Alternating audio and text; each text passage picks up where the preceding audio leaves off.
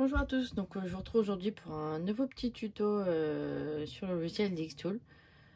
Je vais vous montrer comment faire un porte-clés ou un ornement à accrocher avec l'image de votre choix. Donc moi je vais vous montrer avec une image que j'ai prise sur Google du coup. Donc c'est un petit Stitch. Donc voilà, là vous avez votre logiciel. Vous pouvez lui injecter l'image soit avec le petit menu fichier importer une image. Là, vous allez chercher votre image. Soit vous faites juste un cliquer-glisser. Moi, je prends mon image. Hop, et je la fais glisser. Vous voyez, je la fais glisser sur la toile. Et je lâche. Donc là, vous voyez, j'ai mon petit Stitch. Donc, c'est un JPEG standard avec un fond blanc, du coup. Et moi, ce que je veux faire, c'est que je veux vectoriser mon image une fois que j'ai ça. Pour qu'il puisse ensuite me graver et puis après me découper la forme pour faire un porte-clés ou ce que vous voulez, en fait. Donc là, je vais vectoriser l'image. Donc une fois que vous avez votre image qui est ici, il y a un petit menu à côté à droite sur, qui concerne l'image du coup. Vous allez sélectionner tracer l'image. Il vous sort une fenêtre comme ça. Là, vous voyez, il y a plein de petits traits bleus. Enfin, il y a les contours noirs sont faits avec des traits bleus ici. Donc les traits bleus, c'est le tour en fait. Le petit tour de votre des traits de gravure de votre image du coup. Donc là, vous pouvez régler sur le côté en fonction de ce que vous voulez en fait. Donc la tolérance de la couleur quoi.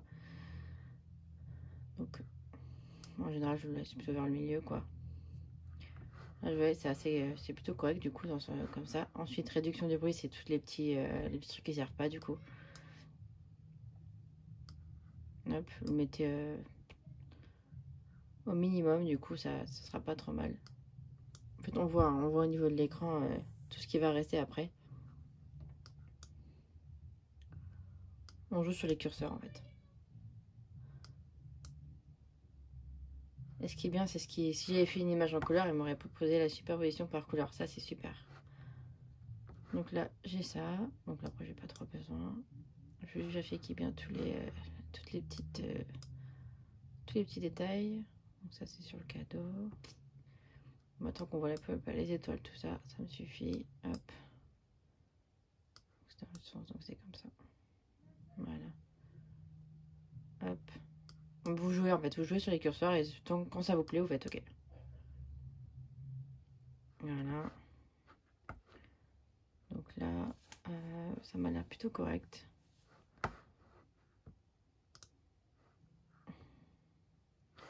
Quand j'ai la superposition, il me mettra qu'une seule couleur sur le final.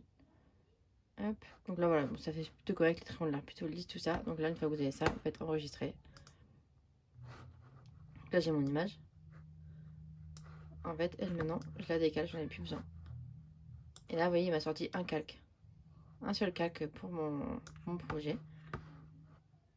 Donc je sélectionne, donc les sélectionner, hein, le Stitch. Bon, l'image, vous pouvez la supprimer une fois que c'est fait, parce que vous n'en aurez plus besoin du coup. Et ensuite, il y a juste à sélectionner ce que vous voulez faire avec. Alors, soit vous faites graver contour et vous sortirez comme ça. Donc tous les traits bleus, ce sera les traits noirs sur votre bois. Ou sur peu importe sur quoi vous allez graver du coup d'ailleurs.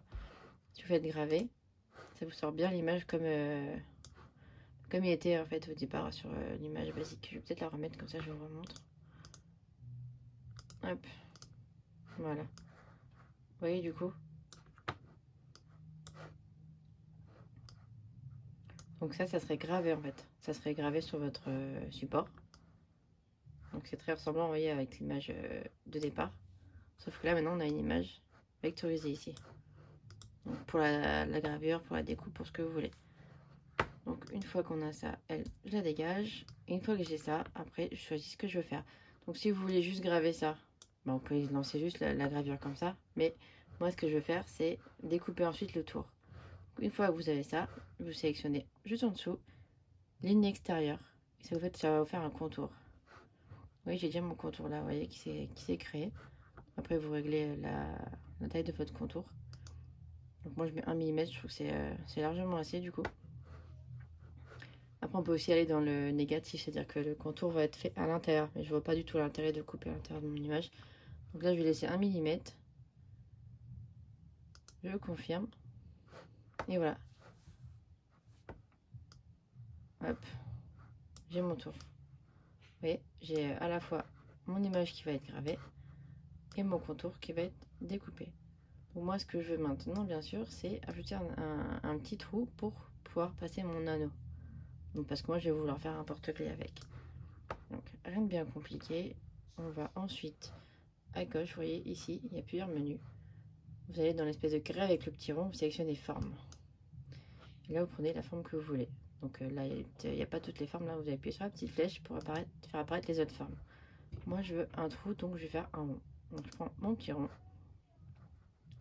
Et là, du coup, vous allez créer un rond. Vous voyez, j'ai le rond sur ma toile. Il est là. J'ai juste à le réduire. Il faut que ce soit à peu près beau. Il sera dans le petit pompon du bonnet de toute façon.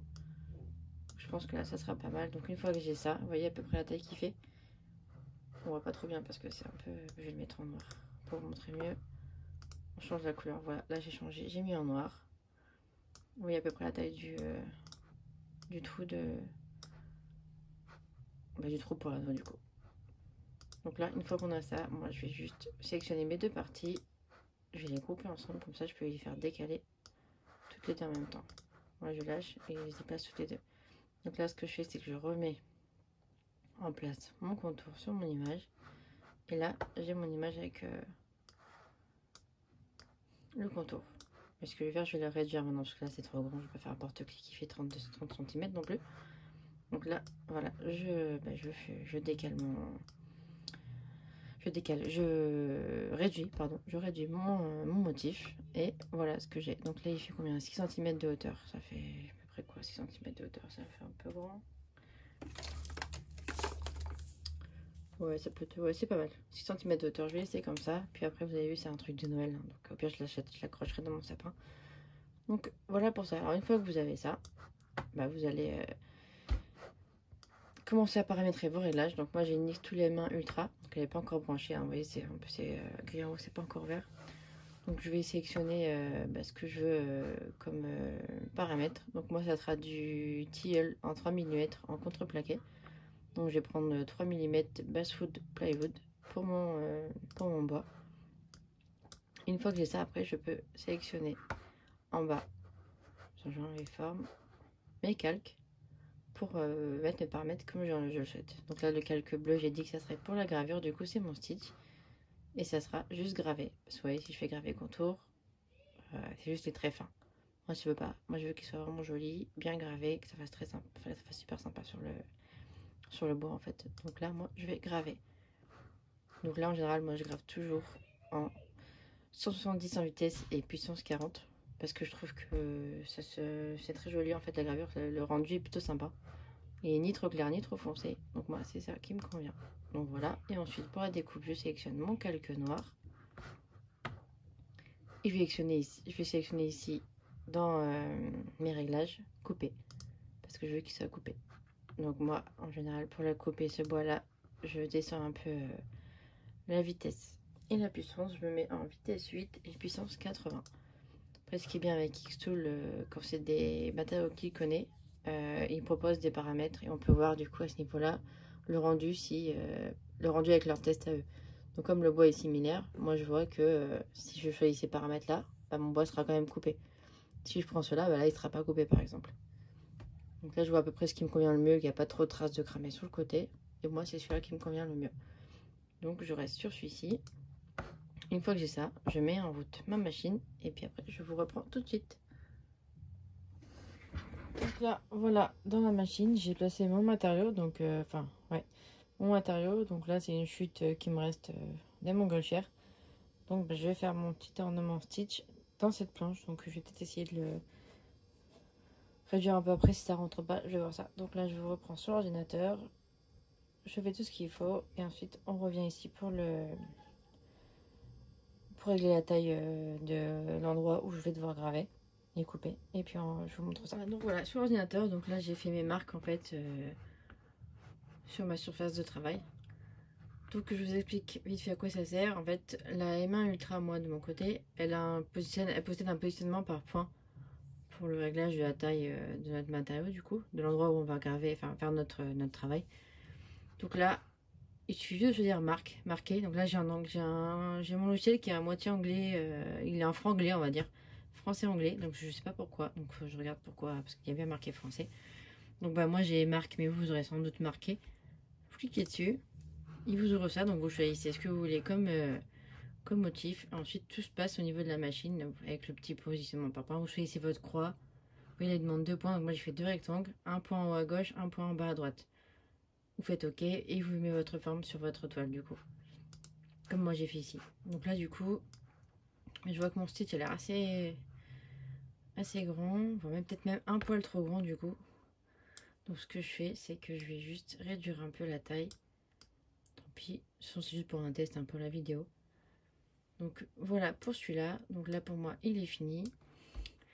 Ensuite, une fois que vous avez tout ça, vous n'avez plus qu'à lancer votre traitement. Non, avant du coup de faire ça, vous vérifiez bien que au niveau de l'épaisseur de votre matériau, c'est bien réglé. Donc vous sélectionnez la petite règle. La machine va faire son taf. Elle va aller vérifier la taille de l'épaisseur de votre matériau. Elle va la noter ici. Et ensuite, il n'y a plus qu'à faire traiter. Donc moi j'ai terminé. Je fais traiter. Donc là, elle prépare mon projet. Donc là, elle a terminé. Juste à lancer démarrer. Et là, la machine attend que je lui dise de se lancer du coup. Donc on va retourner au niveau de la machine. Donc là voilà, elle attend juste que je lui dise de se lancer. Donc j'appuie sur le bouton de droite pour la lancer. Et ensuite vous allez voir, elle se lance. Donc voilà, je reprends la vidéo, cela elle a terminé. Donc il a fallu 4 minutes 04 pour faire ce que je lui ai demandé. Donc mon porte-clés ou ornement de Stitch. Donc là comme on voit bien, il a bien été coupé et gravé du coup. Donc là, voilà, hop, le résultat. Donc, je sais pas si vous voyez bien, c'est franchement génial. Il est vraiment très bien ressorti. Et il n'y a plus qu'à mettre une ficelle pour ensuite pouvoir l'accrocher.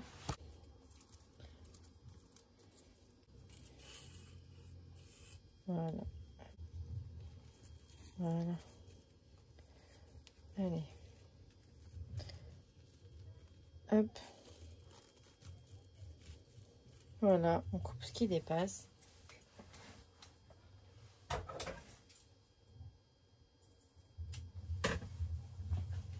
Et voilà le résultat. Donc voilà, le petit ornement qui sera très bien pour le sapin. Donc je pense que j'en ferai même plusieurs cette année du coup. Donc voilà pour celui-là. Donc le petit ornement pour le sapin de Stitch. Donc fait en direct avec vous à la machine sur le logiciel. Donc voilà, j'espère que cette vidéo vous aura aidé à faire de même sur votre logiciel et avec vos machines. N'hésitez pas à poser des questions si vous avez un souci. Je ferai au mieux pour vous aider. Voilà, donc je vous retrouve très bientôt pour d'autres petits tutos. Je vais essayer de faire des tutos assez simples pour que tout le monde puisse le faire. Et puis voilà, donc à très bientôt.